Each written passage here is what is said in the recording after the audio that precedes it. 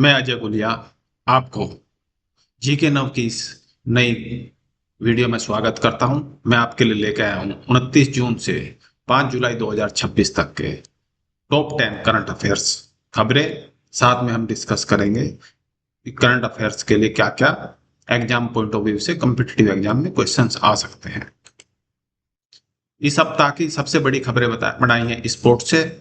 जो वैभव सूर्यवंशी है, young sensation, नया लड़का, उसने 15 साल की उम्र में केवल इंग्लैंड के विरुद्ध T20 इंटरनेशनल वर्ल्ड कप खेला है, जो अपने आप में एक रिकॉर्ड है। दुनिया में सबसे कम उम्र का प्लेयर बन गया है। इससे पहले जो सबसे कम उम्र में इंटरनेशनल क्रिकेट खेलने का रिकॉर्ड है, सचिन तेंदुलकर के नाम था, जो 16 साल 205 दिन में खेला था। अगर हम ये क्या खेला था, सचिन तेंदुलकर टेस्ट क्रिकेट खेला था। अगर अभी भी हम अगर क्वेश्चन आता है कि सबसे कम उम्र में क्रिकेट खेलने वाला प्लेयर, तो सचिन तेंदुलकर का ये नाम आएगा। अगर क्वेश्चन आता है कि सबसे कम उम्र की महिला जिसने इंटरनेशनल क्रिकेट खेला, क्योंकि इंटरनेशनल क्रिकेट में इंक्लूड है, T20 भी हो गया, टेस्ट मैच हो गया, वनडे कुछ भी खेला तो इंटरनेशनल क्रिकेट हो गया। तो अगर क्वेश्चन आता है सबसे कम उम्र में इंटरनेशनल क्रिकेट कौन खेला, तो वैभव सूर्यवंशी। अगर क्वेश्चन आता है महिलाओं में सबसे कम उम्र में कौन इंटरनेशनल क्रिकेट खेला, तो शेफाली वर्मा। ये ध्यान रखने की बात है। ये 15 साल 238 दिन में पहला T20 इंटरनेशनल वर्ल्ड कप खेली थी साउथ अफ्रीका के अगेंस्ट में 2019 में। तो ये इस तरह के क्वेश्चंस कंफ्यूजिंग क्वेश्चन हो सकते हैं, तो ये याद रखने का है। और ये जो लड़का है, रणजी ट्रॉफी में भी अच्छा रिकॉर्ड खेला था, आईपीएल के भी में भी काफी अच्छी परफॉर्मेंस दी थी। इसके बाद इसको इंडियन टीम में शामिल किया गया था। 1 जुलाई 2026 से एक नहीं, वी राम जी, ये इसमें कम्पिटिटिव एग्जाम में पक्का इससे संबंधित जरूर क्वेश्चन आएगा, कुछ भी क्वेश्चन आएगा। इसका पूरा नाम फुल फॉर्म है विकसित भारत गारंटी फॉर रोजगार एंड आजीविका मिशन ग्रामीण। तो इसका शॉर्ट फॉर्म है राम जी। ये 1 जुलाई से लागू हो गई, गवर्नमेंट की स्कीम है। इसने जो पहले गवर्नमेंट का रोजगार के लिए स्कीम चलते थे ग्रामीण एरिया में, एम मनरेगा जिसको बोलते थे, वो Mahatma Gandhi national rural guarantee रोजगार योजना, उसको रिप्लेस किया है। उसकी जगह राम जी आया है। इसमें मेनली अंतर क्या है, उसके अंदर में 100 डेज का रोजगार मिलता था, किसमें, मनरेगा में। अभी जो उसको रिप्लेस किया है राम जैसे, उसमें 125 दिन का रोजगार गारंटेड है। मतलब जो भी इस ग्रामीण एरिया का आदमी इस योजना में अपने आप को एनरोल करेगा, उसको गवर्नमेंट 125 दिन का पक्का रोजगार देगी। तो इसके कारण से इसको जो अनएम्प्लॉयड के लिए एक अच्छी योजना है, सरकार की योजना है। ग्रामीण एरिया में जहाँ पे डेवलपमेंट की कमी है, रोजगार की कमी है, वहां के लिए ये अच्छा साधन है। तो इससे संबंधित क्वेश्चंस हर हाल में किसी न किसी रूप में पूछा जाएगा। नेक्स्ट खबर की तरफ चलते हैं।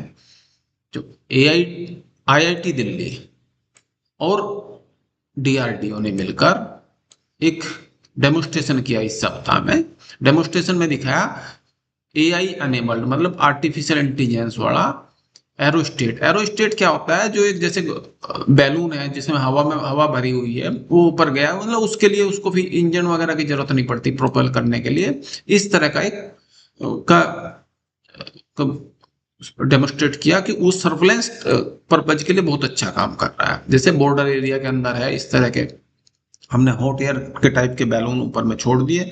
उसके साथ में उसका जो कंट्रोल है सारा का कुछ वो कंट्रोल करेगा। उसमें जो एआई टेक्नोलॉजी लगी हुई है, तो उससे मॉनिटर कर सकते हैं, वो इधर उधर भी उसको मूव कर सकते हैं। और उसके अंदर जो कैमरे लगे हैं, कैमरे से बहुत हाई लेवल की पिक्चर्स है, जो सर्वेलेंस करना है रोड के ऊपर भी। तो अगर पर्टिकुलर हमने कोई टारगेट दे दिया, उसके पास मूव कर रहा है, तो उसी के हिसाब से वो उसका कैमरा भी मूव करता जाएगा। तो इस तरह की टेक्नोलॉजी उसके अंदर में ऐड कर दी गई है। ये काफी अपने आप में, ये भारत में पहली बार ऐसा किया गया है। हो सकता है दूसरे देश तो ऑलरेडी कर रहे हो भी, तो इसलिए ये एक कॉम्पिटिटिव एग्जाम्स के लिए क्वेश्चन बनता है। अच्छी खबर है कि किस किस के सहयोग से बना गया भारत का पहला AI enabled air state surveillance technology का विकास किस किस ने मिलकर किया, तो आईआईटी दिल्ली और डीआरडीओ ने किया।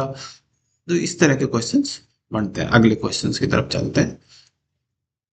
प्रधानमंत्री मोदी ने इंडिया के फर्स्ट ग्रीन फील्ड मतलब होता है जिसमें ग्रीन एरिया, ग्रीन बेल्ट काफी होती है, जो जो कंपोजिशन होता है कि इतने एरिया में हम ओनली जो कंस्ट्रक्शन का काम है वो करेंगे, बाकी एरिया को हम एज ए ग्रीन एरिया रखेंगे, उसमें वन लगाएंगे, पेड़ लगाएंगे, तो ग्रीन फील्ड हो जाता है वो।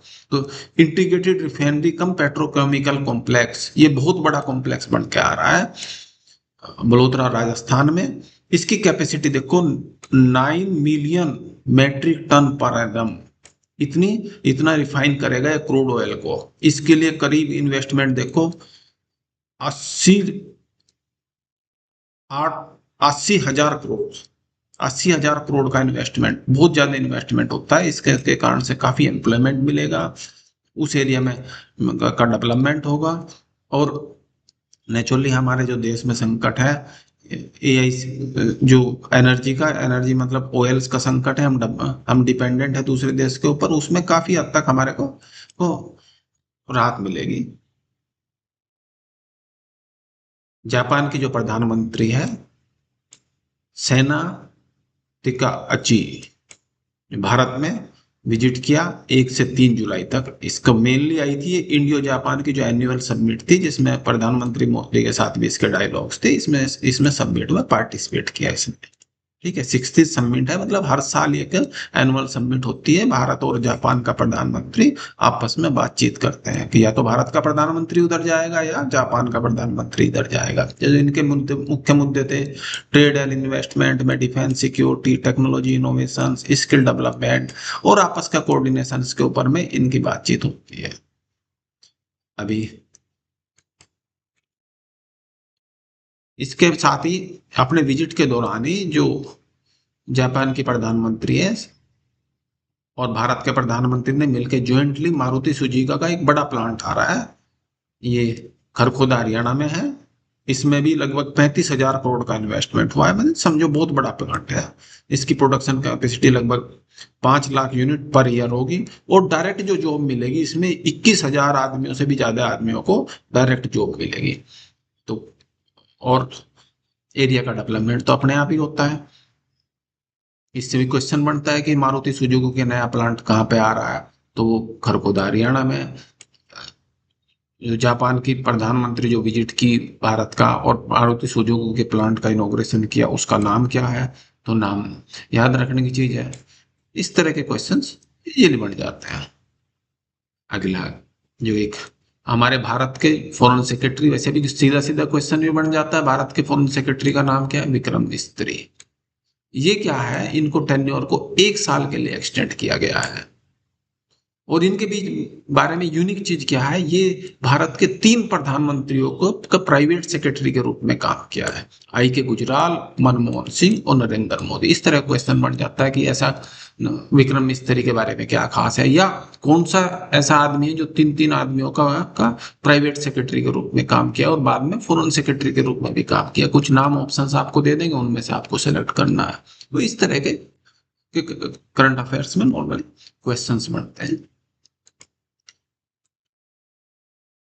अभी देखेंगे हुल दिवस, ये क्या है, भारत का जब स्वतंत्रता संग्राम के लिए कुछ संथाल जो हमारे आदिवासी है उन्होंने विद्रोह किया था 1855 में, मतलब अंग्रेजों के खिलाफ आवाज उठाई थी, अपनी लड़ाई की थी। और उसके लिए उस दिन को ही हुल दिवस के रूप में हम 30 जून को, ये 30 जून को ये घटना हुई, तो हर साल 30 जून को हम हुल दिवस के रूप में मनाते हैं। ये क्वेश्चंस भी आपको सीधा सीधा क्वेश्चंस आता है, हुल दिवस किस दिन मनाया जाता है, तो ये हुल दिवस किस लिए मनाया जाता है, संताल विद्रोह हुआ था 1855 में।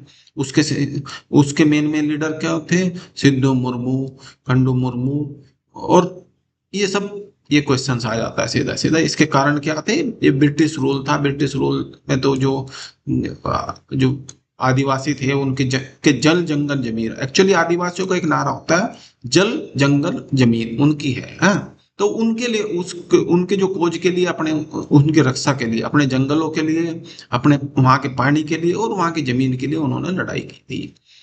तो ये जो ट्राइब्स है, मतलब जो आदिवासी है, उनका उन्होंने फ्रीडम स्ट्रगल किया था, इसलिए 30 जून को हुल दिवस, ये सबसे इंपॉर्टेंट दिवस में एक आता है। डूरंड कप, आप लोग में से बहुत जो फुटबॉल के शौकीन है तो सभी सुना होगा नाम। ये वर्ल्ड का नहीं सॉरी, एशिया का सबसे पुराना टूर्नामेंट है जो भारत में खेला जाता है। 135 135 एडिशन खेला जा रहा है, मतलब 135वीं बार ये खेला जाएगा। कब? 25 जुलाई से 25 अगस्त तक, एक महीने तक ये टूर्नामेंट चलेगा। इसके वेन्यू है कलकत्ता, रांची, इम्फाल, शिलोंग, गुवाहाटी में खेले जाएंगे। 24 टीमें पार्टिसिपेट कर रही है और फाइनल कलकत्ता में खेला जाएगा। पिछले साल का जो चैंपियन था, defender champion, north east United football club है, वो था। और फॉरेन टीम्स भी इसमें पार्टिसिपेट कर रही है। तो क्वेश्चन सीधा सीधा, एशिया का सबसे पुराना फुटबॉल टूर्नामेंट कौन सा है? Durand cup. या डूरंड कप का कौन सा एडिशन खेला गया? ये सब चीजें क्वेश्चन, सीधा क्वेश्चन बनता है इसमें, स्पोर्ट्स से संबंधित क्वेश्चन। एक खबर उत्तर प्रदेश से, दिल्ली से वाराणसी तक, ये हालांकि ये हमारा जो बजट है, बजट में अनाउंस कर दी गई थी 2026-27 से कि दिल्ली से वाराणसी तक बुलेट ट्रेन चलेगी। बट अभी इसकी इस सप्ताह में एडिशनल कुछ खबरें रिलीज हुई है कि इसके बारे में कुछ फीचर्स क्या क्या होगा। इसकी मैक्सिमम स्पीड जाएगी 350 किलोमीटर पर आवर्स। ये जो टोटल जो ट्रैक बचेगा, लगभग 850 किलोमीटर की दूरी में तक ये ट्रैक बचेगा। और ये 2031 तक बनकर हमारा तैयार हो जाएगा ये हमारा। अ, और इसके लिए हमारा जो बहुत ही, और इसकी एस्टिमेट कॉस्ट है 2.3 लाख करोड़। ये दिल्ली से चलेगी, नोएडा, जवाहर, मथुरा, आगरा, इटावा, कन्नौज, वाराणसी, ये प्रयागराज होते हुए लखनऊ जाएगी। ये आपको लखनऊ पहुंचा देगी 1 घंटा 40 मिनट से में। और दिल्ली टू लखनऊ पहुंचाएगी 2 घंटा 10 मिनट में। दिल्ली टू वाराणसी 4 घंटे में मैक्सिमम। एक कनेक्टिविटी, ये बहुत बड़ा एक कदम है। जब ये मेट्रो ट्रेन 2031 तक बन जाएंगी तो ये पूरा एरिया का बहुत डेवलपमेंट होगा और उत्तर प्रदेश की राजधानी दिल्ली के साथ वेल कनेक्टेड हो जाएगी।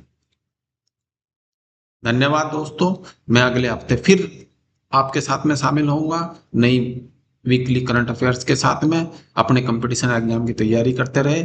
धन्यवाद।